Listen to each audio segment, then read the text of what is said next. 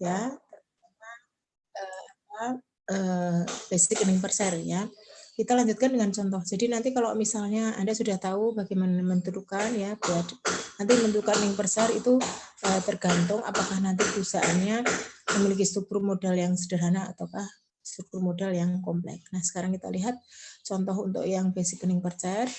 Anda sudah tahu bagaimana menentukan income ya, applicable to ordinary share, baru nanti dibagi dengan rata-rata ketimbang saham biasa yang beredar.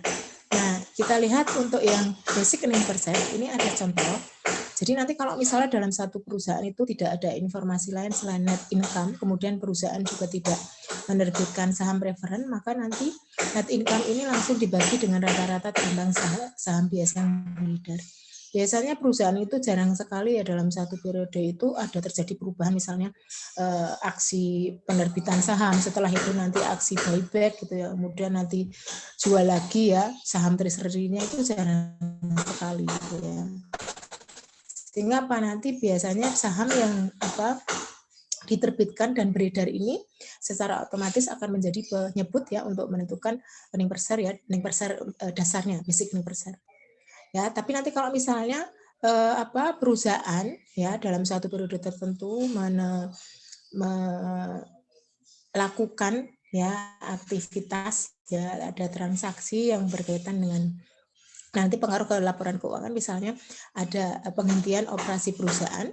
Nanti kan di laporan laba rugi harus dipisahkan mana yang continuing operation dan mana yang discontinued operation, gitu ya. Maka nanti untuk menentukan earning per share juga harus dipisahkan, karena nanti user harus tahu gitu ya. Yang continuing operation itu berapa sih gitu, karena itu yang persisten gitu ya. Nanti untuk menentukan kinerja keuangan yang berkelanjutan ya, berkelanjutan itu yang dari continuing operation itu, karena yang discontinued operation sifatnya hanya insidental, jadi bersifat peristiwanya itu jarang sekali terjadi gitu ya, kan nggak setiap periode perusahaan melakukan penghentian operasi gitu ya. Makanya nanti yang sifatnya insidental atau yang sifatnya continuing itu harus dipisahkan, karena user lebih berkepentingan kepada yang bersifatnya continuing ini, yang continuing operation ini. Jadi ini yang nanti akan digunakan ya, karena operasionalnya itu ya yang berkelanjutan, yang digunakan ya ini berkelanjutan gitu ya, yang di capture gitu, karena yang discontinued operation kan sifatnya hanya insidental ya, hanya sesekali terjadi gitu, dan itu pun tidak sering gitu ya dalam satu periode tertentu gitu ya. Oke, di sini ada informasi misalnya ya, ada informasi bahwa perusahaan melaporkan ini ada continuing operation jumlahnya 580.000 ya dolar. Kemudian informasi yang lain menunjukkan bahwa bagian dividen untuk saham referen itu ada 100.000 dolar. Jadi kalau ada informasi seperti ini ya, kita tentukan ya, kalau nanti ada income applicable to ordinary share berapa jumlahnya ini, 580 ini dikurangi dengan 100, nanti jadi pembilang penyebutnya berapa, jumlah saham beredar yang ya rata-rata saham beredar ya, rata-rata tertimbang saham beredar misalnya diketahui 480 ya, nanti ini ya 480 yang di continue operation nanti dibagi dengan 480 ketemu 1, kemudian yang discontinued operation misalnya net of tax biasanya nanti kan dilaporkannya memang pajak. Jadi sudah pajak ya, misalnya dari aktivitas operasi yang dihentikan ini menghasilkan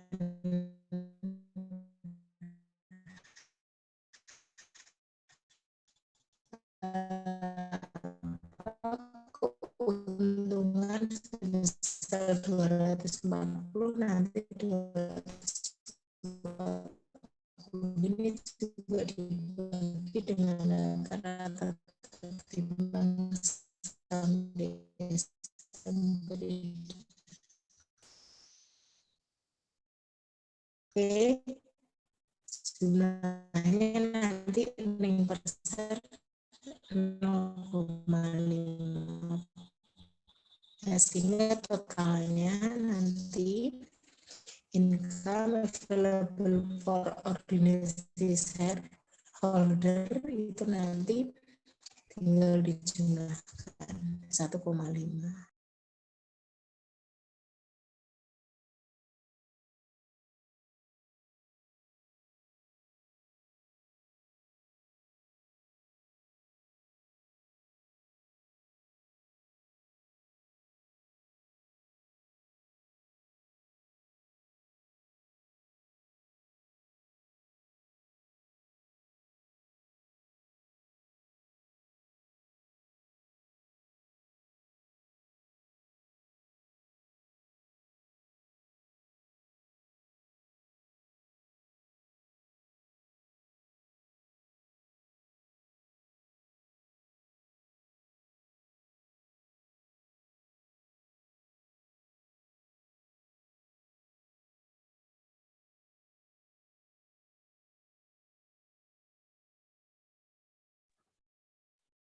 Ibu, mohon maaf, masih ke mute.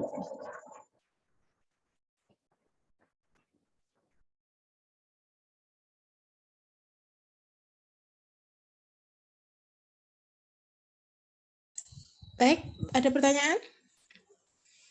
Mohon maaf ya, tadi sinyalnya putus.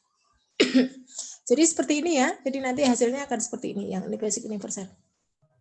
Jadi nanti kalau tidak ada discontinued operation ya berarti nanti ya ya hanya ada net income dikurangi dengan bagian dividen untuk saham preferred, dibagi dengan rata-rata pertimbangan saham biasa yang beredar. Oke ya. Sebentar saya minum dulu. Saya agak batuk.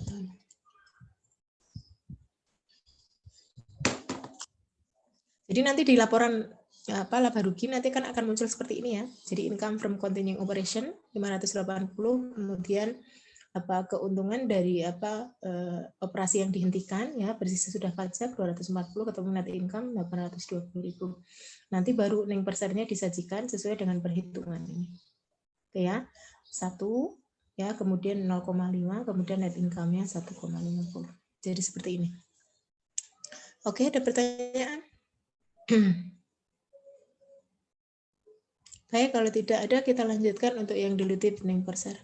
Nah, diluted earning per share ini nanti ya bagi perusahaan yang memiliki struktur modal yang kompleks itu harus melaporkan dua jenis earning per share, yaitu basic earning per share maupun diluted earning per share. Nah, basic earning per share cara perhitungan sama yang sudah kita bahas tadi ya sebelumnya, dari yang baru kita bahas tadi.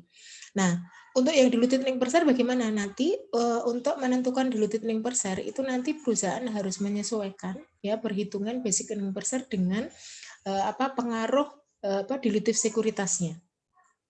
Oke ya, masih ingat ya kemarin ya perusahaan ini memiliki struktur modal yang kompleks itu ditandai dengan adanya apa nih? Perusahaan biasanya memiliki selain sekuritas yang berupa menerbitkan saham biasa, juga nanti ada sekuritas yang diterbitkan yang bersifat konvertibel, kemudian ada opsi waran atau hak lain yang berpotensi untuk bisa digunakan ya atau dilaksanakan opsi tersebut untuk memperoleh saham biasa, sehingga nanti akan kemungkinan besar akan memberikan pengaruh ya turunnya earning per share. Oke ya, nah nanti bagaimana cara menentukan pengaruh ya masing-masing dilutive sekuritas ini ke earning per share dasar ya. Nanti basic earning per share itu kan nanti rumusnya ada di bagian pembilang, ada di bagian penyebut. Nah, masing-masing nanti disesuaikan di bagian pembilang maupun penyebut. Di bagian pembilang ini penyesuaian. Ini berarti penyesuaian atas laba.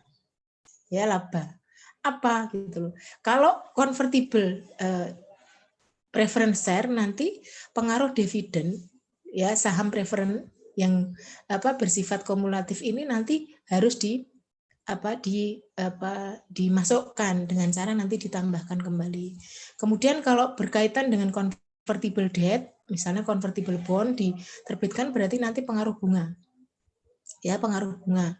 Nanti bunganya nanti berapa? Ya, nanti dilaporkan ya, ditambahkan kembali ke net income ya, bersih sesudah pajak.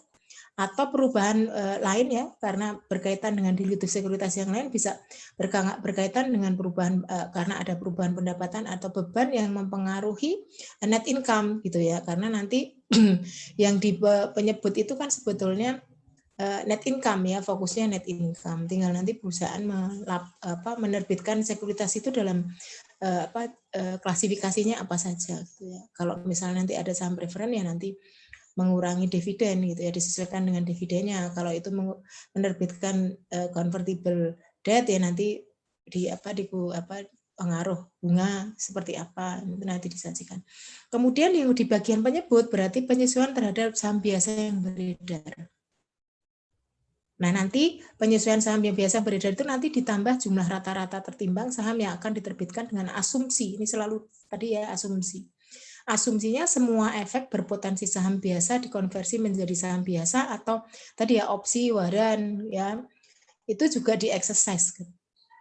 Nah, konversi ini nanti diasumsikan terjadi pada awal periode atau pada tanggal penerbitan efek yang berpotensi saham biasa tersebut jika penerbitannya di periode berjalan. Oke ya. Nah, kita lihat contohnya, kita lihat di sini. Untuk yang diluted earning per share ya, kalau itu ada convertible sekuritas yang diterbitkan ya. Ini contohnya convertible debt ya, misal convertible bond, maka nanti ya pengaruh convertible bond atau convertible debt ini nanti akan dihitung dengan menggunakan metode if converted method. Ya, in converted method ini nanti diasumsikan ada dua asumsi bahwa konversi atas convertible sekuritas ya. Ini nanti dilakukan di awal periode ya, di standar sudah diatur di sini sama ya. Diasumsikan sudah dikonversi di awal periode atau pada tanggal penerbitan sekuritas jika penerbitannya selama periode berjalan. Oke ya. Ini diasumsikan, karena diasumsikan, mana ini ada asumsi ya, asumsi bahwa konversi dilakukan awal periode atau pada tanggal penerbitan jika penerbitan tersebut di periode berjalan atau selama periode berjalan. Nah ini berarti apa? Sebetulnya faktanya itu convertible bond itu masih ada. Tetapi diasumsikan convertible bond ini sudah dikonversi menjadi saham biasa awal periode. Nah ini berarti masuk logikanya bagaimana? Kenapa kemudian nih bunga ini akan disesuaikan ke net income, ke laba. Karena apa? Faktanya convertible bond masih ada. Ya, masih ada, belum dikonversi menjadi saham biasa. Jadi kenyataannya seperti itu. Sehingga apa? Convertible bond itu kemarin kan sudah kita bahas. Ya. Pada saat penerbitan mana yang bagian dari komponen liability, mana yang komponen ekuitas. Ya, komponen liability kan tetap bayar bunga. Artinya itu semua sudah mengandung biaya bunga. Artinya apa? Berarti net income itu sudah ada biaya bunga atas convertible bond ini, bagian utang ya dari convertible bond. Tetapi untuk menentukan ya earning per share convertible bond ini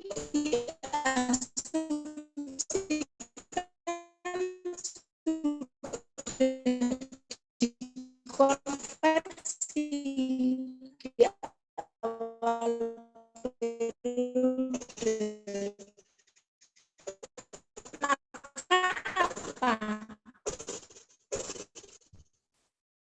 Karena sudah diasumsikan dikonversi menjadi biasa, maka apa?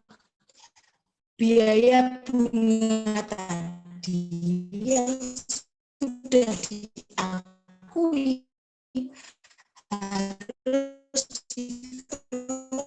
dikeluarkan awalnya sebagai pengurang pendapatan, maka disesuaikan lagi ke net income sebagai penambah net income, dilaporkan interest net of tax. Karena apa? Beban pada saat dimasukkan menjadi net income itu kan net income sesudah diturunkan karena pajak. Nanti pengaruhnya ke net income di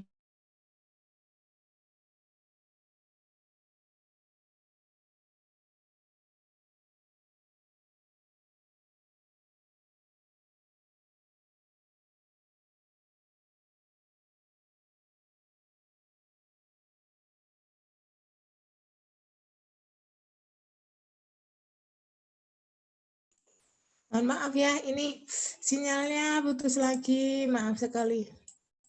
Ya, tadi saya lanjutkan ya, sehingga apa nanti atas bunga ya, karena penerbitan convertible bond ini nanti ditambahkan ke net income karena tadi ya sebetulnya faktanya itu convertible bond belum dikonversi.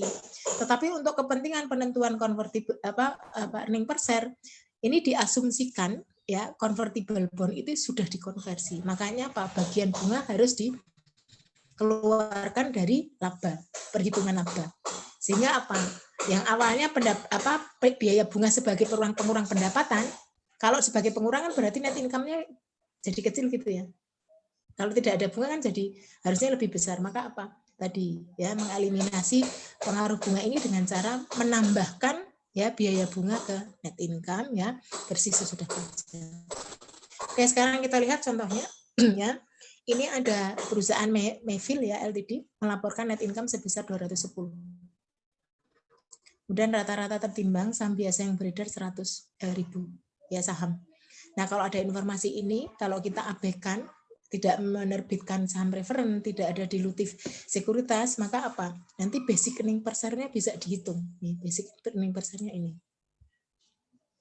Oke, basic earning per share-nya berarti dihitung ya 210 ya, bagian dividen saham referen kan tidak ada saham referen yang yang diterbitkan ya, asumsinya ini dari informasi ini dibagi dengan rata-rata tertimbang saham biasa yang beredar berarti 210.000 dibagi dengan 100.000 ketemu 2,10. Oke ya. Nah, ternyata ini ada informasi nih. Perusahaan ternyata menerbitkan convertible bond ya, yang 6% ya, diterbitkan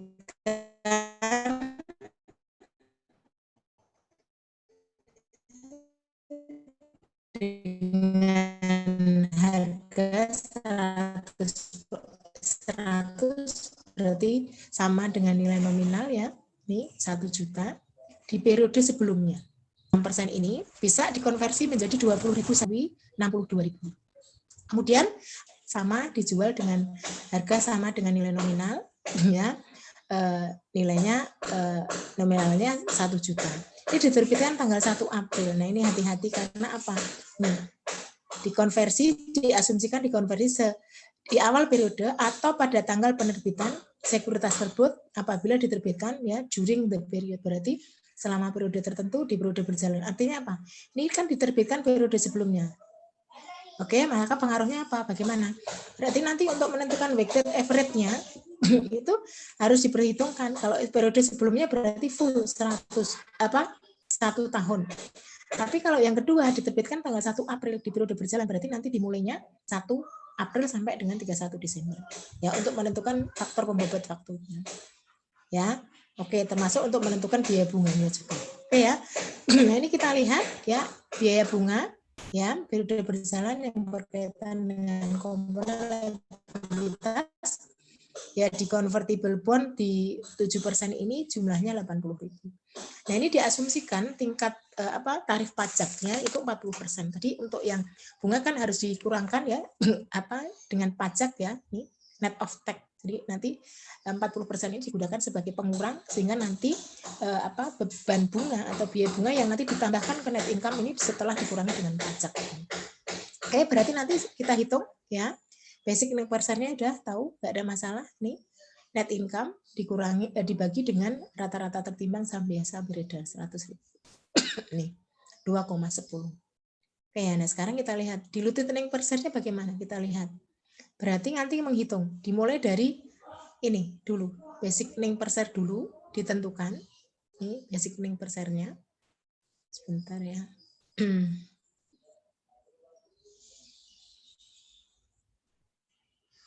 Sebentar. Udah. Ya, mulai dulu nih basic earning per share, kemudian dari basic earning per share ini penyebut pembilangnya disesuaikan. Tadi pembilangnya disesuaikan, net income disesuaikan dengan bunga. Ya, karena obligasi itu kalau diterbitkan yang berkaitan, yang mempengaruhi ke net income kan biaya bunga. Maka apa? Bunga dikeluarkan. Dengan cara apa? Ditambahkan ke net income yang 6% berarti berapa jumlahnya? Nih, biaya bunganya berapa? 62.000. 62.000 dikali dengan, karena harus dilaporkan net of tax, nih. Net of tax maka apa? Ini kita lihat ya, 62.000 dikali 1 min 0,4. 0,4 ini tarif pajaknya tadi. Karena apa? Harus ditambahkan ke net income net of tax. Oke ya. Kemudian yang 7% itu bunganya kan tadi 80.000 untuk yang 7%. Tapi ini ingat, diterbitkan tanggal 1 April. Berarti bagian bunganya di periode tersebut itu dimulai dari 1 April sampai 31 Desember. Maka ini ya, friction of year-nya April, 1 April sampai 31 Desember 9 bulan. Maka apa?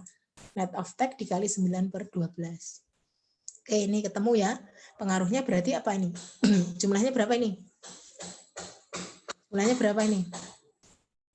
62.000 dikali 60%. Kan gitu toh. Kemudian ini 80.000 dikali 60% dikali 9/12. Oke ya.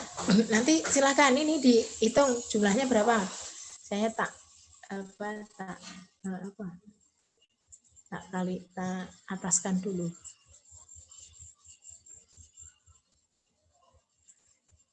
Ini berapa jumlahnya? 62 dikali 6. 62.000 dikali 60%. 37.200, Bu. 37.500.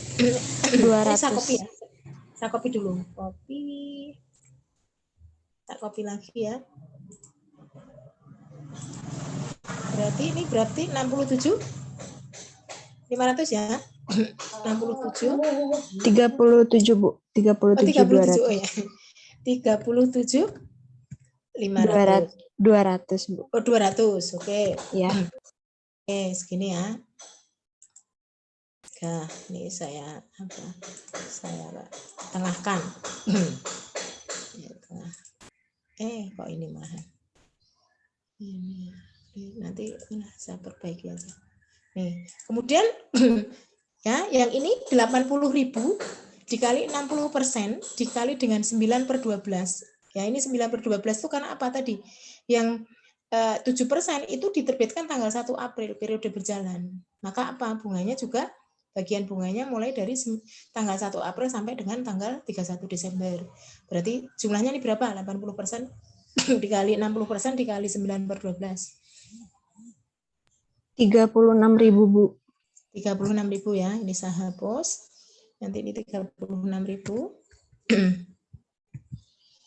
Ini kalau nanti ada titik atau koma itu sama aja ya. Tidak konsisten ini. Ya, kalau nanti ini di ini 36.000. Berarti pengaruhnya bagaimana? Yang 6%. Berarti kan 37.200 dibagi berapa? Ya, pembilang yang kita lihat di sini. Berarti nanti ini pembilang sudah selesai pengaruhnya dari obligasi masing-masing untuk 6% sama 7%. Nah, sekarang ke penyebut bagaimana? Ke rata-rata bergerak, saham biasa. Sama tadi ya, asumsinya harusnya bagaimana? Ini dihitung, ditambah jumlah rata-rata tertimbang saham yang akan diterbitkan dengan asumsi semua efek berpotensi saham biasa dikonversi atau dieksersis menjadi saham biasa. Oke ya, sehingga nanti apa? Nih, ya, kita lihat dari penjelasannya tadi bahwa yang convertible bond yang 6% ini sahamnya bisa dikonversi menjadi 20.000 saham. Tapi yang 7% bisa dikonversi menjadi 32.000 saham. Maka nanti di sini disesuaikan. Berarti nih, apabila dikonversi 6% ini 20.000, yang 7.000 berapa? Nih. Ini tak kali biar ini ya. Dari biar nggak ada catatan aja 32.000 ya, 32.000. Oke. 32.000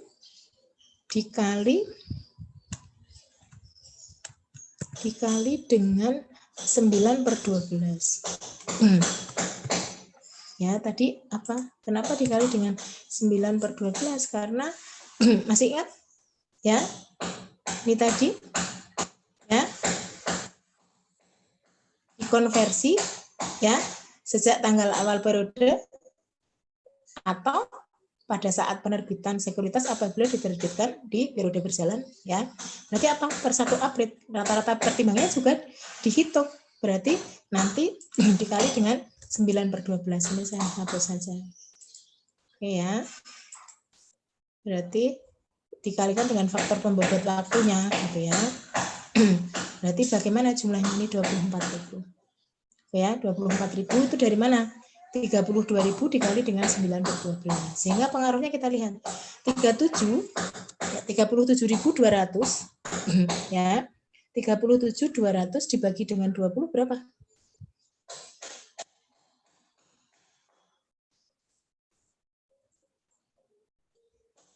20.000 berapa? Ini pakai kalkulator.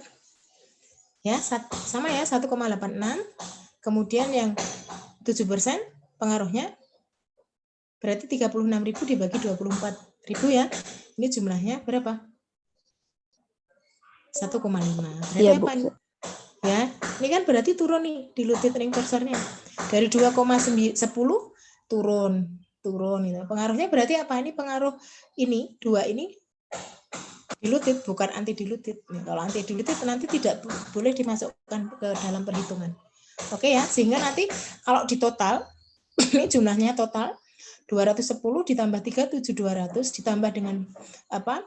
36.000 dibagi dengan ini ya semuanya 144.000 nanti akan menghasilkan diluted ring kursornya 1,97. Ini perhitungan simpel aja. Nanti sebetulnya dalam praktek tidak untuk yang di appendix nanti nggak sesimpel ini. Ya ini sementara seperti itu. Jadi nanti dihitung. Jadi seperti ini. Oke ya, ini kalau yang convertible bond. Nah, sekarang kalau misalnya ya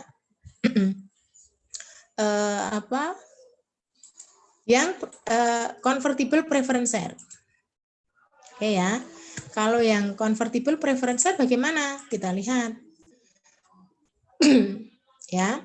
Kalau yang convertible preference share ya pada prinsipnya juga sama menggunakan asumsi if converted. Ya, jadi nanti metodenya if converted sama yang convertible sekuritas itu metodenya pakai if converted. Ya sama seolah-olah nanti diasumsikan saham preferen sudah dikonversi sejak awal periode atau sejak tanggal penerbitan apabila ya convertible preference share ini nanti diterbitkan di periode berjalan. Nah, ini contohnya seperti ini. Tanggal 1 Januari 2019 Loan Company menerbitkan 1 juta ya convertible preference share ya dividennya 6%. Masing-masing ya 100 euro ini, ya 100 euro saham preferen convertible ini bisa dirubah menjadi 5 saham biasa. Nah ini diasumsikan tanggal akhir periode, ya di akhir periode, ya perusahaan melaporkan net income sebesar 240. Ini net income-nya 240.000, ya pajaknya 40%, tarif pajaknya 40%. Nah ini diketahui saham biasa yang sudah beredar ya sampai dengan akhir periode 2019 itu jumlahnya 100.000 saham. Berarti nanti bagaimana? Nah, ya ini diketahui perusahaan menerbitkan saham biasa juga menerbitkan saham preferen. Berarti nanti apa? Basic name per share-nya dihitung dulu. Ya, basic name per share-nya dihitung dulu. Berarti ini perusahaan menerbitkan posisinya sama ya dengan yang sebelumnya, berarti struktur modalnya struktur modal kompleks ya. Selain menerbitkan saham biasa juga menerbitkan convertible sekuritas yaitu berupa convertible preference share. Maka apa? Harus membuat melaporkan dua jenis earning per share, basic earning per share dan diluted earning per share. Nah, sekarang kita lihat yang basic earning per share. Sama, nanti net income dikurangin dengan bagian dividen saham preferred. Dibagi dengan rata-rata timbang saham biasa. Nah, net income-nya berapa? 240.000. Bagian dividen untuk saham preferred berapa? Nih, preferred dividennya sama dengan berapa? Ini apa? Saya hapus salah ini. Berarti 1 juta ya. Nilai nominalnya kan 1 juta dikali dengan 6%. Oke ya. Berarti nanti ketemu 60.000. Nah, ini di situ. 240.000 dikurangi 60.000 ya pembilangnya. Oke ya. Nah, rata-rata tertimbangnya berapa? Saham biasa dari 100.000 ketemu 1,8. Nah, sekarang kita lihat, karena ini ada convertible preference share yang diterbitkan, maka nanti pengaruhnya bagaimana untuk menentukan diluted earning per share? Ya, nanti pengaruh convertible preference share ini dimasukkan ke earning per share. Dengan cara bagaimana? Basic earning per share. Caranya bagaimana? Tadi diasumsikan. Ya, convertible preference share itu sudah diasumsikan seolah-olah diasumsikan sudah dikonversi menjadi saham biasa sejak awal periode atau sejak tanggal penerbitan apabila diterbitkan periode berjalan. Kemudian mengeliminasi pengaruh bagian dividen saham preferred. Oke ya, dengan cara ditambahkan kembali. Nah, sehingga nanti di sini seperti ini. Oke ya.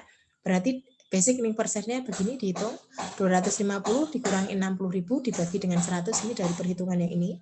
Kemudian kalau diluted earning per share dihitung dengan memasukkan pengaruh preference share ya, saham preference atau saham utama yang diterbitkan ya dengan memiliki karakteristik yang bisa dikonversi menjadi saham biasa, maka bagaimana? Ini kan faktanya sama ya, faktanya saham preference yang convertible preference share itu belum dikonversi. Berarti apa? Ini pada saat menentukan earning per share-nya, basic earning per share-nya ya ini dikurangkan. Tapi ya untuk menentukan diluted earning per share diasumsikan sudah dikonversi menjadi saham biasa. Maka apa? Kan berarti convertible preference share-nya dianggap sudah tidak ada. Kalau sudah tidak ada berarti kan ini komponen ini seharusnya nggak muncul toh. Nggak dikurangi ini gitu loh, net di pembilang. Maka apa? Ini yang sudah terlanjur dikurangkan ditambahkan kembali. Karena apa? Diasumsikan ini itu sudah dikonversi. Faktanya sebetulnya belum dikonversi gitu loh. Kayak tadi yang convertible bond. Faktanya belum dikonversi, diasumsikan sudah dikonversi gitu loh. Maka apa? Pengaruh ke net income apa? Berapa biaya berupa bunga harus dieliminasi dengan cara ditambahkan ke net income net of tax. Nah, ini ditambahkan kembali sehingga muncul nih ya 60.000 ditambahkan kembali. Oke, kemudian di penyebut bagaimana? Tadi diasumsikan bagaimana nih? Nih, setiap 100 euro saham preference ya convertible ini bisa dikonversi menjadi 5 saham biasa.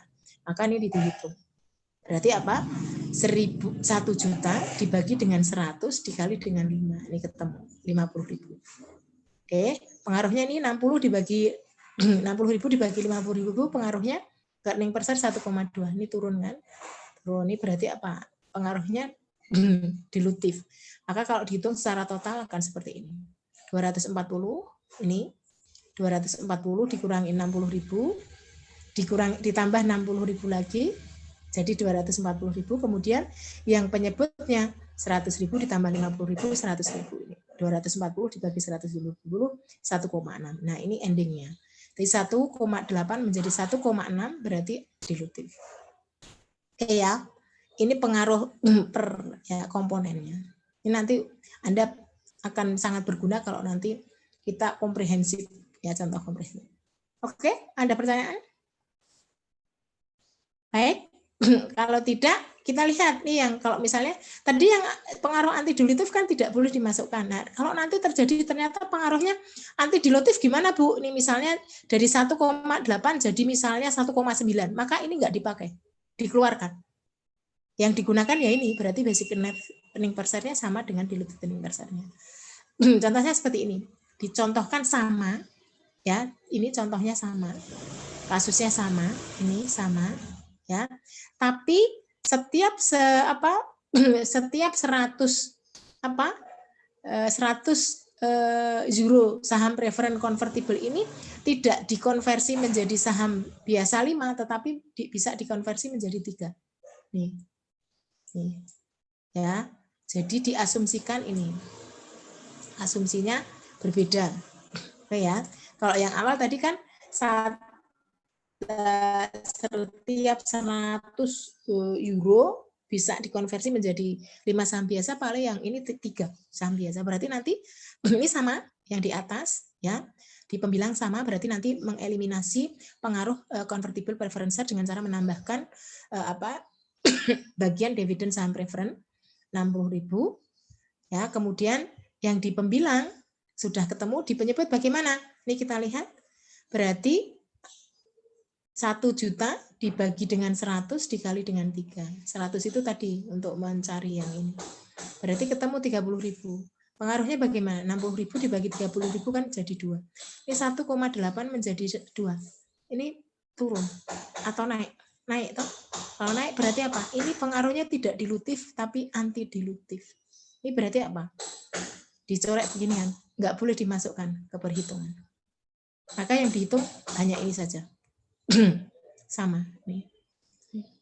Jadi nanti kalau ada pengaruh anti dilutif nanti tidak boleh dimasukkan. Ya, pengaruhnya ini nggak boleh dihitung menjadi bagian dilutif earning per share. Jadi yang digunakan hanya ini 1,8. Ya, jadi ini nggak masuk. Langsung 180 ini sama ya dengan ini dengan ini sama. Karena ini nggak boleh masuk. Karena pengaruhnya anti dilutif. Ya, padahal perusahaan hanya melaporkan dilutif sekuritas, bukan anti dilutif. Oke ya. Oke. Jadi caranya seperti itu. Oke, ada pertanyaan?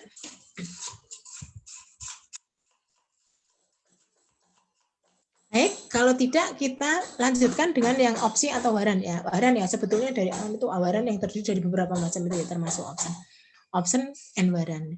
Nah, kalau yang convertible sekuritas itu nanti menggunakan ya untuk menentukan earning per share pengaruhnya ya dari convertible sekuritas itu dengan menggunakan metode if converted, maka nanti untuk opsi dan waran ya metodenya menggunakan treasury share method.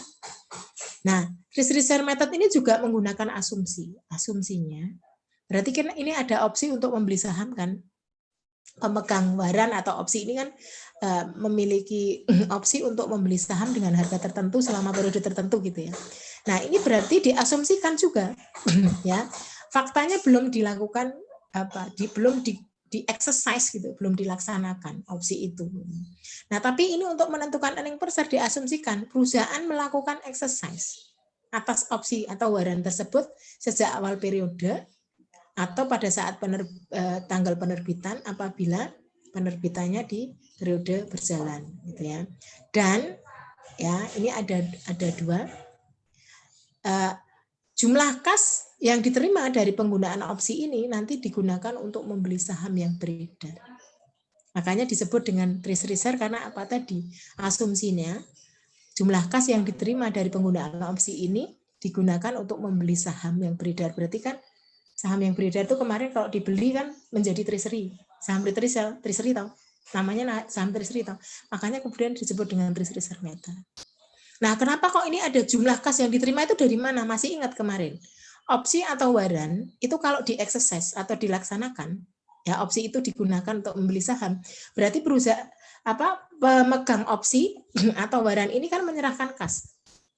Ya, dengan harga tertentu gitu ya. Makanya ini ya proceed ini jumlah kas yang diterima oleh perusahaan dari pelaksanaan opsi atau waran ini diasumsikan digunakan untuk membeli saham yang beredar. Oke ya. Jadi sebetulnya faktanya itu belum di exercise tapi diasumsikan sudah di exercise gitu ya. Oke, contohnya seperti ini. Ini ada Kubits Industry. Ya, Kubits Industry.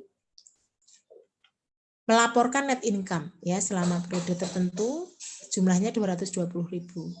Kemudian rata-rata ya saham biasa yang beredar jumlahnya 100.000.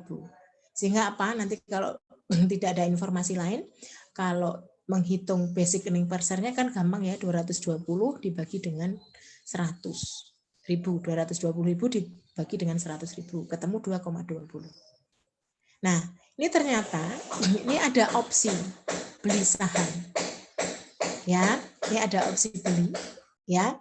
Nah, opsinya itu ya berupa apa? Ada opsi beli saham ya. Jumlahnya 5.000 ya. Jumlah opsinya 5.000, harga opsi 20.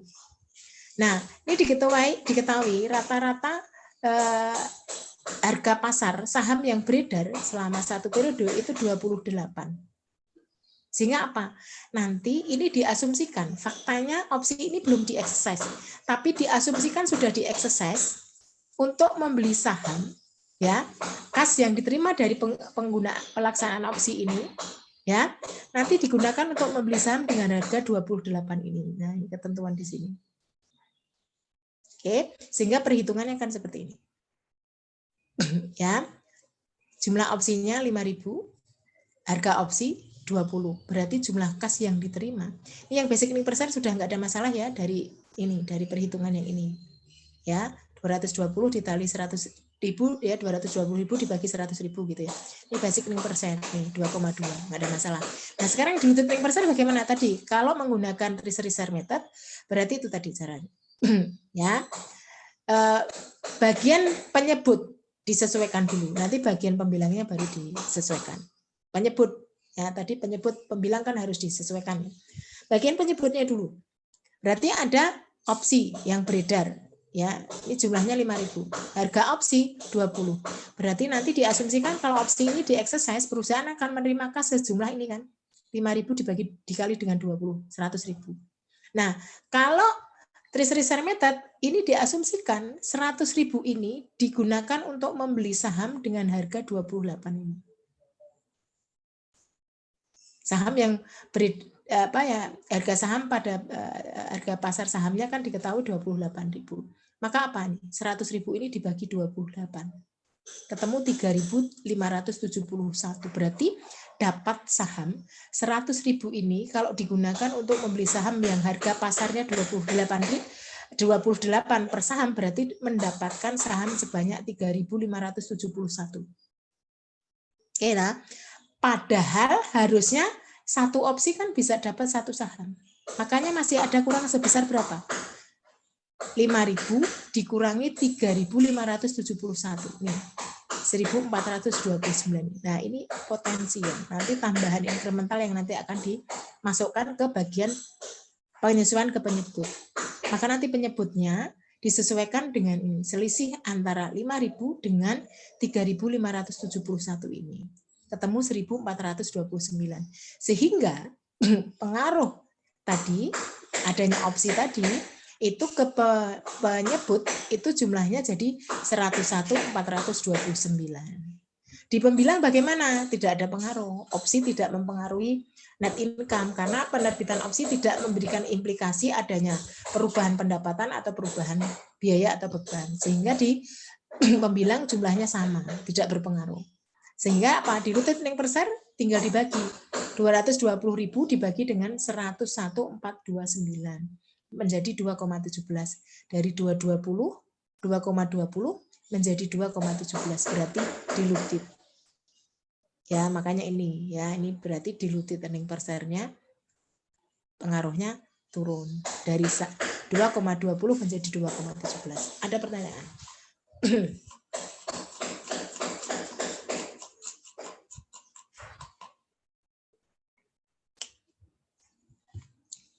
Oke? Tidak ada? Baik, kita lanjutkan. Berarti nanti untuk pembahasan masing-masing bagaimana menentukan pengaruh diluted sekuritas ke earning per share untuk menentukan diluted earning per share kita sudah selesai, tetapi yang jadi masalah begini.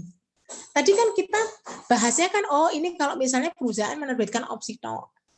Kemudian perusahaan menerbitkan convertible preference share. gitu, satu gitu ya, satu dilutif sekuritasnya cuma satu. Kemudian ada convertible bond, hanya convertible bond saja. Nah, bagaimana nanti kalau suatu perusahaan itu menerbitkan semua jenis dilutif sekuritas itu diterbitkan. Terus piye sing dipilih yang mana gitu. Karena pengaruhnya tadi masing-masing beda gitu kan.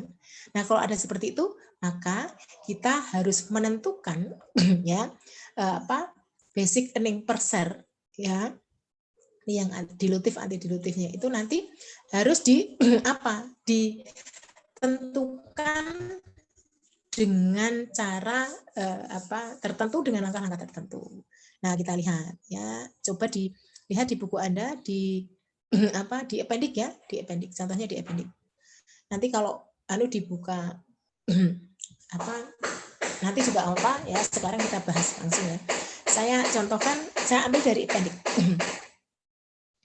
Ini pendiknya saya masih versi yang lama, ya, tapi ya sama aja, cuma diganti aja tahunnya. Yang kalau yang di buku Intermediate Accounting edisi FRS yang 20 yang edisi 4 tahunnya 22. Kalau ini tahunnya 2022, tapi ini tahunnya 2019 ya, tapi sama. Ini kita lihat. Menghitung earning per share in complex situation.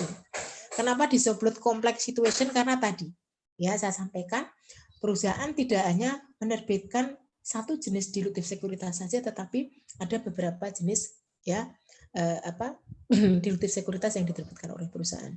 Nah, kalau ada seperti itu, maka bagaimana untuk menentukan dilutif earning per share-nya? Sing dipilih sing endi gitu loh. Pakai yang mana gitu, karena pengaruhnya tadi beda-beda. Tekniknya juga beda-beda, metodenya beda-beda. Makanya apa? Nah, kita bahas ya, ini di appendix sudah dibahas ya, diberikan contoh. Kita lanjut saja supaya nyambung gitu ya, bisa nyambung. Oke, kita lanjutkan ya contohnya. Ini saya ambil dari buku yang lama, nggak apa-apa ya, tapi sebetulnya yang buku baru juga sama, angka-angkanya sama, cuma tahunnya aja beda di sini. Tahunnya 2022, kalau ini tahunnya 2019 gitu ya. Oke, kita lihat contohnya. Saya foto dulu. Ini jadi bukti kuliah hari ini. Saya harus membuat foto. Nanti kalau tidak buat foto, nggak bisa upload bukti kuliah. Kalau tidak ada upload bukti kuliah, kuliahnya tidak bisa ditutup. Kalau tidak bisa ditutup, untuk pembuatan absen berikutnya nggak bisa. Jadi seperti itu sih.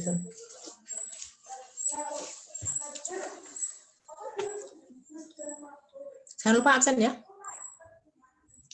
Mohon maaf, ini saya tidak on cam karena tadi ya sudah 2 kali sinyalnya buruk. Nggak tahu nih.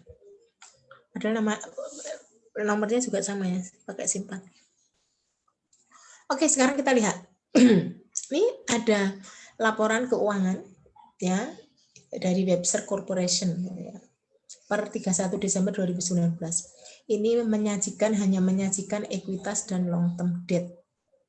Ya. Ekuitasnya kita lihat di sini ada 10 kumulatif convertible preference share.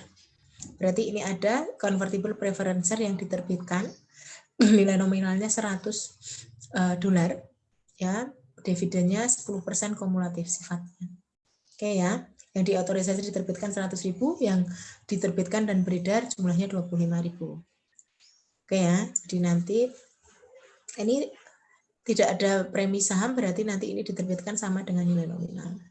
Ya, kemudian ada saham biasa, modal saham biasa, mari ini 500.000 ya, diterbitkan dan beredar, nilai nominalnya 1, berarti ini 500.000 dikali 1, 500.000. Kemudian premi sahamnya bisa saja dari ini ya, bisa dari dua-duanya ini. Tapi kalau ini convertible preference share kan bukan premi saham, tapi share premium conversion equity kan gitu ya. Itu berarti asumsinya premi sahamnya logikanya hanya untuk saham biasa ya, tapi bisa saja ya, jadi kita tidak tahu penjelasannya seperti apa, karena hanya share premium saja. Mungkin detailnya nanti share premium, convertible conversion atau dari ordinary share ya kita ini tidak ada informasi lebih lanjut. Kemudian informasi laba ditahan 9 juta. Kamu total ekuitas 14 juta. Long term debt ini nanti kita lihat ada utang wesel bunga 14%. Nilainya yang nilai tercatatnya 1 juta. Nah, ini kita lihat convertible bond issued A. Ini convertible bond seri A, kemudian convertible bond seri B. Ini nilainya ya, nilai tercatatnya 2.500.000 masing-masing. Oke. Dengan melihat laporan posisi keuangan yang hanya sebagian ini, berarti kita sudah bisa menyimpulkan bahwa perusahaan ini memiliki struktur modal yang kompleks. Artinya apa? Selain menerbitkan saham biasa, juga menerbitkan sekuritas yang bersifat dilutif. Ya, terdiri dari mana? Apa saja? Ini convertible preference share, ada convertible bond seri A, convertible bond seri B. Ya, ini dari ini saja sudah ketahuan ini struktur modalnya kompleks. Kalau struktur modal kompleks, berarti perusahaan harus melaporkan basic earning per share dan diluted earning per share. Nah, cuma jadi masalah, iya iki nek loro ada 3 begini, nanti earning per share-nya yang dilaporkan yang diluted earning per share yang mana? Mau yang pakai yang ini toh, convertible preference share pengaruhnya, atau convertible bond toh, yang seri A atau seri B, atau dijumlahkan semuanya. Nah, kita akan lihat prinsipnya nanti. Ya, kemudian kita lihat, ternyata ada note and assumption, ada catatan dan asumsi. Ya, ini kita lihat ternyata ada opsi beli nih. Ya, ada opsi beli. Jumlah opsinya 50.000 untuk bisa membeli saham dengan harga 20. Ya, ada harga opsinya 20. Kemudian diketahui ini rata-rata harga saham, ya. Ya. Ini nanti di tahun 2020 jumlahnya ini ya, harganya harga rata-rata ya, harga pasar rata-ratanya $30. Kemudian obligasi seri A, obligasi seri B bisa dikonversi ya menjadi saham biasa ya. Masing-masing setiap obligasi bisa dikonversi menjadi berapa? Menjadi berapa? 40 saham biasa. Ini nilai nominal obligasinya 1.000, berarti nanti obligasi ini beredar berapa? 2.500 dibagi 1.000, berarti 2.500. Ini juga 2.500. Ya, berarti saham obligasi yang diterbitkan ya masing-masing seri A maupun seri B jumlahnya 2.500 dibagi dengan ini. Ya, berarti 2.500. Oke. Kemudian di sini ada biaya bunga ya untuk obligasi seri A selama periode itu jumlahnya 20.000. Yang seri B 250.000. Kemudian untuk saham preferen ini bisa dikonversi ya, setiap satu saham preferen convertible ini bisa dikonversi menjadi saham biasa sebanyak 4 saham. Ini diketahui tingkat pajaknya ya, tarif pajaknya 40%. Terus saham biasa yang beredar selama 1 tahun ini jumlahnya 500.000. Kemudian net income dilaporkan sejumlah 1.750.000 tahun 2019. Kemudian tidak ada obligasi atau saham preferen yang dikonversi selama tahun 2019. Nah, ini kalau ada seperti ini berarti bagaimana? Ini jelas ini struktur modalnya kompleks. Ada 4 ya, ada 4 diluted securities yang diterbitkan, yaitu convertible preference share, convertible bond seri A, convertible seri B, kemudian ada opsi. Oke, berarti harus menyajikan 2 jenis earning per share, basic earning per share dan diluted earning per share. Kita lihat ya, basic earning per share dihitung. Berarti dari mana? Nih, net income. Net income-nya kan 1.750.000. Berarti 1.500.000 ya, 1.750.000 dikurangi dengan bagian dividen untuk saham preferen. Nih, 10% dikali dengan nilai nominalnya 2.500.000. Berarti ini ketemu ya 10% dari yang nilai nominalnya, berarti 10% kali 2.500.000 ketemu 250.000. Sehingga income applicable to ordinary share jumlahnya 1.500.000. Rata-rata saham yang beredar nih kita lihat. Saham yang beredar ya selama 1 tahun jumlahnya 500.000. Tidak ada informasi penerbitan saham baru, tidak ada informasi treasury share atau penarikan saham, sehingga apa? Rata-rata tertiham bank saham biasa jumlahnya 500.000 sama jumlah yang beredar nih 500.000 dikali dengan 12/12 sama atau 500.000. Sehingga ketemu nih ya, pembilangnya 1.500.000, penyebutnya 500 ketemu. Ya, basic earning per share-nya $3. Oke, ada pertanyaan sampai di sini? Baik, kita lanjutkan. Nah, bagaimana nanti menentukan diluted earning per share? Oke.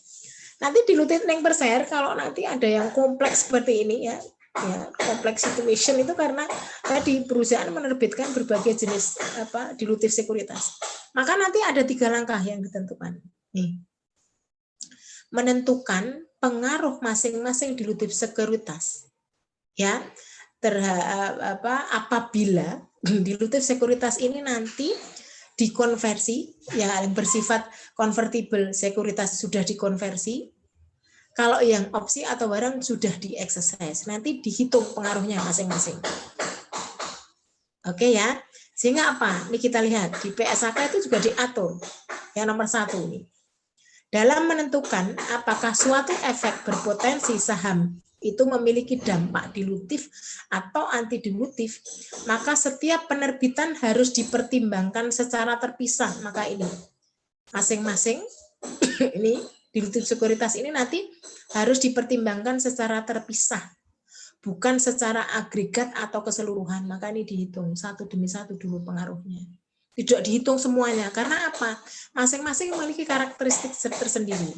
Ya, masing-masing memiliki metode tersendiri, sehingga apa? Tidak bisa diagregat, dihitung secara keseluruhan. Harus dipertimbangkan secara terpisah. Makanya apa? Nih, ditentukan dulu ya, masing-masing dilutif sekuritas itu pengaruhnya bagaimana? Ya, ke saham laba per sahamnya dengan asumsi. Ini asumsinya kalau convertible sekuritas sudah dikonversi menjadi saham biasa, kalau opsi atau waran sudah di-exercise. Ya, sudah dilaksanakan ya opsinya untuk memperoleh saham biasa. Kemudian dibuat ranking. Hasilnya ini, hasil langkah pertama ini di ranking. Ya, hasil langkah pertama ini dibuat ranking dari yang terkecil ke yang terbesar. Ya, pengaruhnya.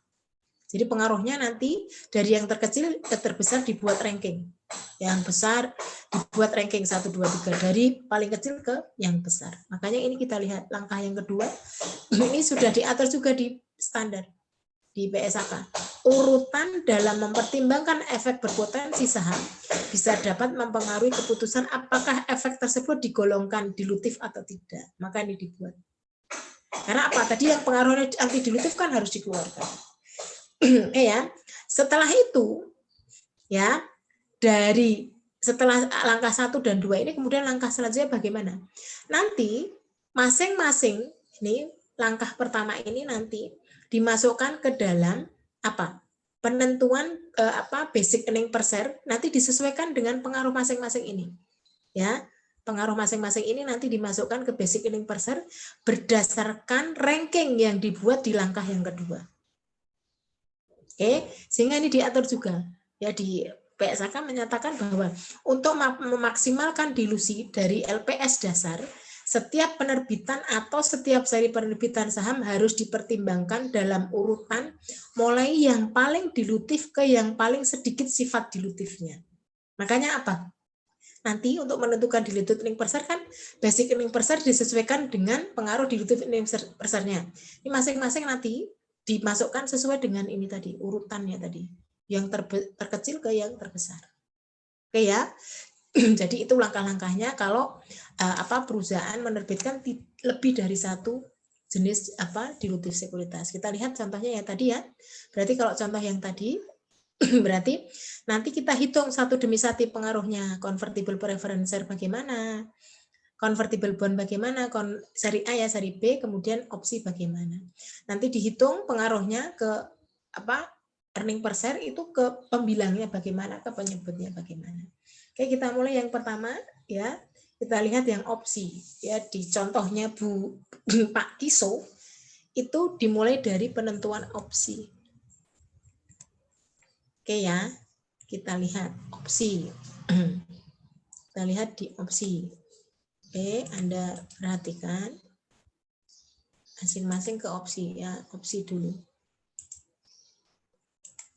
Oke.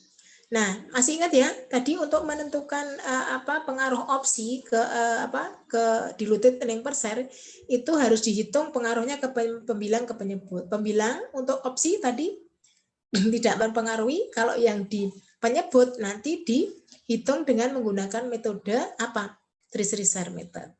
Treasury share method tadi mengasumsikan bahwa opsi ya diasumsikan sudah di exercise sejak awal periode atau pada tanggal penerbitan kalau penerbitannya di periode berjalan. Hasil penerimaan kas dari pelaksanaan opsi ini nanti digunakan untuk membeli saham biasa yang beredar. Oke, sehingga yang efek ke pembilang tidak ada ya, ini tidak ada karena tidak penerbitan opsi itu kan kemarin tidak ada catatan apapun ya, pemberian opsi.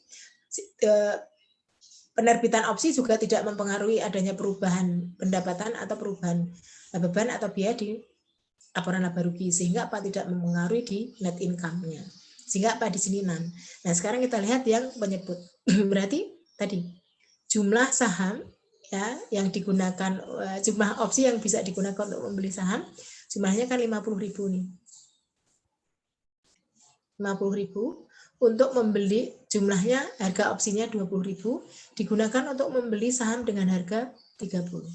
Sehingga nanti dihitung ya, jumlah opsi yang digunakan untuk membeli saham kan 50.000.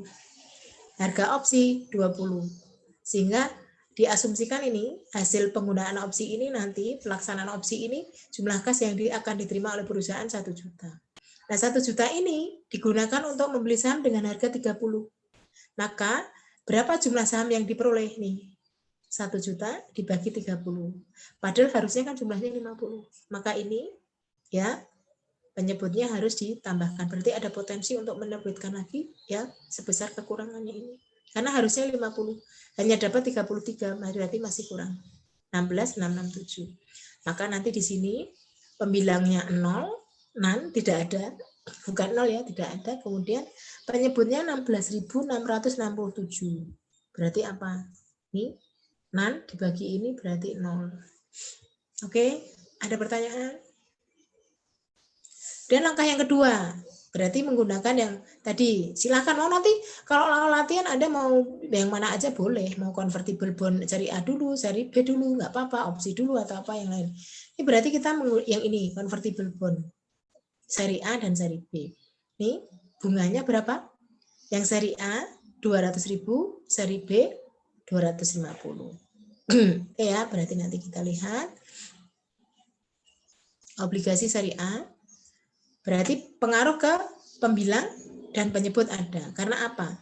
Obligasi ini memberikan implikasi convertible bond ini, penerbitan convertible bond ini memberikan implikasi akan ada biaya bunga. Ya, oke ya. Jadi sudah saya sampaikan, faktanya belum dikonversi, tetapi untuk menentukan diluted earning per share diasumsikan sudah dikonversi. Makanya apa? Di net income yang dilaporkan dalam laporan keuangan sudah mengandung biaya bunga. Sehingga apa? Untuk menentukan diluted earning per share, biaya bunga ini harus dieliminasi, ditambahkan ke net income, net of tax. Oke, sekarang kita lihat. Biaya bunga untuk obligasi seri A kan 200.000 dari informasi ini ya. Dari informasi ini. Nih. Yang kedua ini. Nanti yang seri B 250 ya. Ini kita lihat, berarti kita lihat 200.000 dikurangi dengan karena harus dieliminasi dengan ditambahkan ke net income, itu net of tax, maka 200.000 dikurangi dengan pajaknya. Tarif pajak 40%, berarti dikurangi 80.000, berarti interest expense yang bisa dihindarkan dari konversi convertible bond seri A ini jumlahnya 120.000. Penyebut bagaimana? Di penyebut berarti nanti harus disesuaikan. Tadi ya sama ya waktu kita bahas, tadi obligasinya berapa? Nih, kita lihat ya. 2.500.000, nilai nominalnya berapa? 1.000, berarti obligasinya diterbitkan 2.500. Nah, 2.500 ini bisa dikonversi menjadi saham biasa sebanyak berapa? 40. Maka ini 2.500 dikali 40.000. 40 saham, ketemu 100. Berarti ini pengaruh pembilang, pengaruh penyebut, ini dibagi, ketemu 1,2. Ini obligasi seri A. Nah, sekarang obligasi seri B. Sama, biaya bunganya yang seri B tadi kan 250. Dikurangi dengan pajak 100 dari 40% dikali 250.000. Berarti ini pengaruh ke pembilang. Pengaruh ke penyebut bagaimana? Sama, tadi 2.500.000 dibagi dengan 1.000, nilai nominalnya, ketemu 2.500.000 obligasi yang beredar, dikali konversi masing-masing obligasi menjadi 40 saham. Berarti 2.500 dibagi 40 saham, 100. Ini pengaruh pembilang, pengaruh penyebut, ya kalau dibagi ini 150.000 dibagi 100.000 ketemu 1,5. Nah, sekarang yang terakhir ya opsi convertible bond seri A, convertible bond seri B, kemudian yang terakhir adalah convertible preference share. Iya, kita lihat. Tadi saham convertible preference share bagaimana? Nih 10 kumulatif ya. Nih, berarti apa? Pengaruh dividennya kan harus dieliminasi dengan ditambahkan kembali ya. Tadi sudah kita bahas di pas masing-masing. Berarti ini 10% dikali dengan 2.500.000 ini harus pengaruhnya harus dieliminasi dengan cara ditambahkan ke net income. Maka nanti di sini kita lihat ya 250 ya. Pajaknya tidak diperhitungkan karena apa? Dividen itu dibagi karena setelah net income dikeluarkan dari net income. Net income kan bersih sesudah pajak, maka apa? Pajak nggak usah diperhitungkan. Tapi kalau tadi bunga pajak diperhitungkan karena mengandung belum memperhitungkan bunganya. Makanya ini teksnya tidak diperhitungkan. Sehingga apa? Nih ya. Pengaruh pembilang kalau misalnya preference sample ini sudah dikonversikan berarti ini tidak ada. Ini sudah dihindari, makanya di sini dividend requirement avoided yang dihindari sebesar ini. Nah, jumlah saham yang diasumsikan bisa dikonversi ya dari saham preference menjadi saham biasa jumlahnya berapa? Tadi ya, kita lihat informasinya nih. Jumlah saham preference yang diterbitkan kan 25.000. Bisa dikonversi masing-masing saham berapa? 4. Ya, 4. Ini menjadi 4 saham. Maka nanti dihitung di sini ya, pengaruh ke penyebutnya 25.000 saham dikali 4 ketemu 100. Ini pembilang penyebut dibagi jadi 2,5. Jadi 4 ini sudah dihitung satu-satu. Pengaruhnya ke earning per share bagaimana? Diluted earning per share-nya, ya. Nah, hasil ini kemudian langkah kedua dilakukan. Ini kan langkah kedua membuat urutan ranking dari yang terkecil ke yang terbesar. Nanti yang terkecil berapa? 0. Ini kebetulan sudah diurutkan. Tapi kalau dalam kenyataannya ya tidak bisa seperti ini. Ini kebetulan saja. Ya, memang sengaja biar enak ya. Dari berarti 0 ya, itu opsi 0. Kemudian obligasi seri B 1,2, obligasi seri B 1,5, kemudian convertible preference share 2,5. Berarti ini nanti diurutkan dari yang terkecil ke yang besar. Hasilnya seperti ini. Berarti pengaruhnya ke saham setelah ke dilutif sekuritas ya. Nanti setelah di ranking, nanti opsi 0, convertible bond seri A, convertible bond seri B, kemudian convertible preference share. Nah, setelah itu baru menentukan diluted earning per share. Langkahnya bagaimana? Nah, ini langkahnya berarti memasukkan pengaruh ini tadi, ya masing-masing ini tadi, ya ke basic earning per share dimulai dari yang paling kecil. Yang paling kecil kan opsi. Berarti pengaruh opsi kan ini 0. Nanti pembilangnya kan tidak ada, penyebutnya ini jumlahnya 16.667. Berarti ini dulu Pengaruh opsi ini dulu yang dimasukkan. Jadi nanti urutannya seperti itu. Opsi dulu, baru ini, dan ini. Ya. Oke, sekarang kita lihat. Nah, diluted earning per share bagaimana nih? Dimulai dari penentuan basic earning per share-nya tadi berapa? Nih, income applicable to ordinary share itu kan 1.500.000. Rata-rata tertimbang saham biasa kan 500. Nah, berarti mulainya dari sini. Dari basic earning per share ini. Ini pembilang, ini penyebut. Disesuaikan dengan yang tadi ranking pertama. Ranking pertamanya kan ini 0. Berarti pembilangnya nanti tidak ada pengaruh, penyebutnya nanti pengaruhnya di sini. 16.667 hasilnya nanti seperti ini. Ini income applicable to ordinary share 1.500.000 ditambah dengan pengaruh opsi ke pembilang, ya. Ini kan tidak ada, berarti totalnya masih di pembilang 1.500.000. Di penyebut bagaimana? Rata-rata tertimbang saham biasa yang beredar jumlahnya berapa awalnya? Nih, 500 kan? Nah, nanti 500. Oke, 500 ditambah dengan pengaruh opsi ini tadi. Pengaruh opsi 16.667. Ini ditambahkan, ya. Ini 16.667 sehingga totalnya di penyebut ini. Pembilang 1.500.000 dibagi dengan 516.667. Ketemu berapa? Nih, 2,9. Dari 3, nih basic earning per share-nya kan 3, menjadi 2,9. Berarti turun. Pengaruhnya tidak anti dilutif, tapi dilutif. Nah, setelah itu masukkan yang ranking kedua. Ranking kedua tadi apa? Ranking kedua apa tadi? Obligasi seri A. Berarti nanti ini pengaruh pembilang penyebut dimasukkan. Nah, hasil ini yang pertama ini menjadi langkah. Ya, selanjutnya berarti pembilangnya ini, penyebutnya ini ditambah dengan pengaruh bond ini. Pembilang ini, penyebutnya ini. Oke, sehingga nanti akan muncul hasilnya seperti ini. 1.500.000 ditambah 120.000.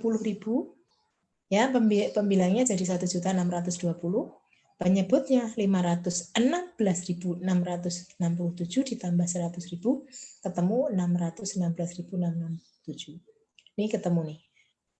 Ya, 2,63. Dari 2,9 turun 2,63 dilutif. Lanjut ke ranking ketiga. Tadi ranking ketiga obligasi seri B.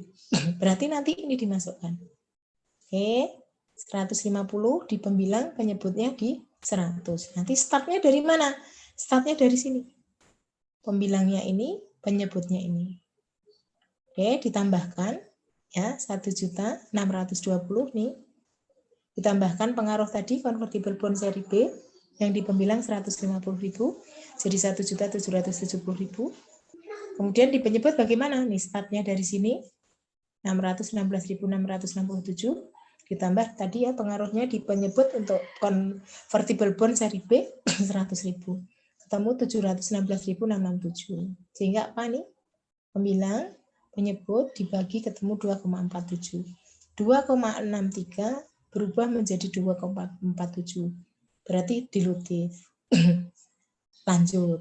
Ya, kalau ini nanti anti dilutif gimana? Ora dilebok. Jadi enggak masuk. Jadi yang digunakan start awalnya ini lagi, balik lagi ini. Itu ya. Kemudian yang keempat dari mana rankingnya? Ini convertible preference share. Nah, convertible preference share tadi bagaimana? Ya, convertible preference share-nya sebentar.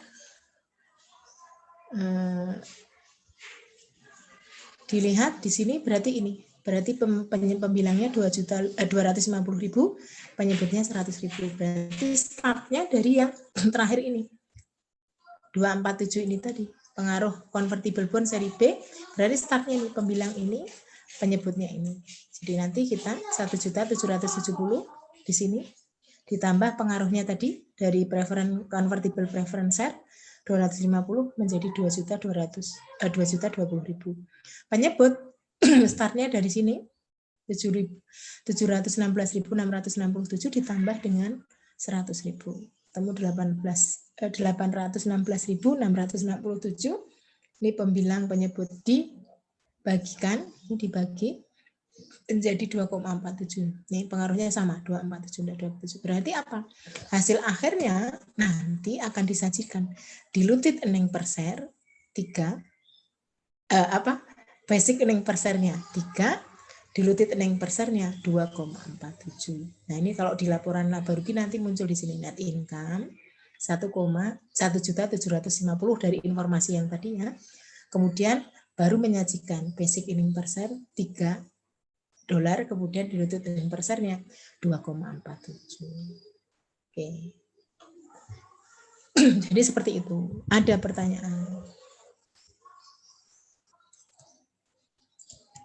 Gampang ya, ini mudah banget tadi menghitung itu gampang. Tinggal mau apa enggak. Oke ya.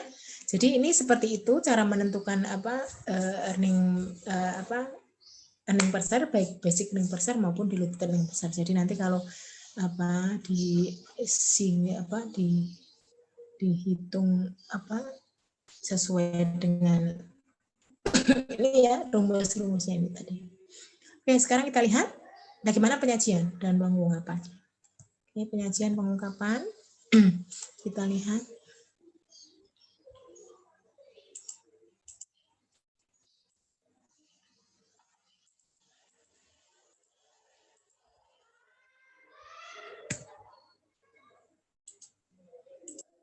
Bentar ya, saya tak. Ini dulu. Betul.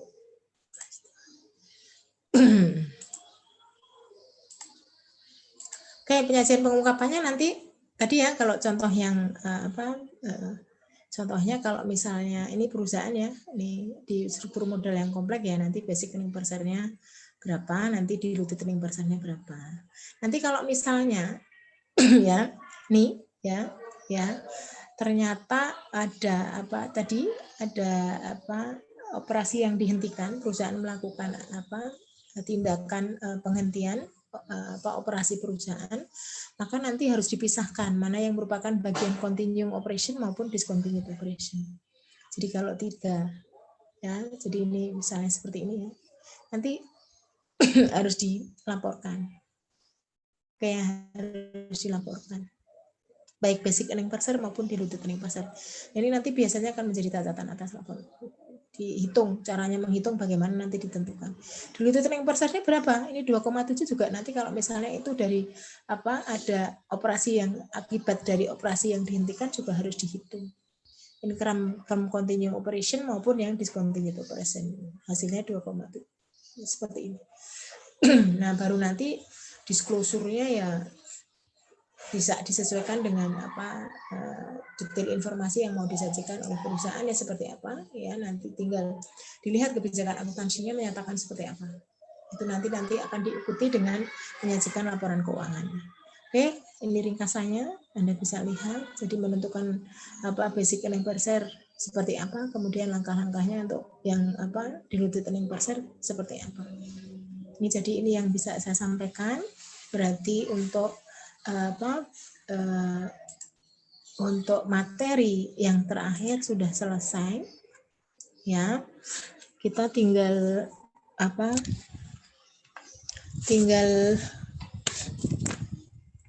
presentasi nanti Mbak Mas Ibat presentasinya hari Sabtu ya jam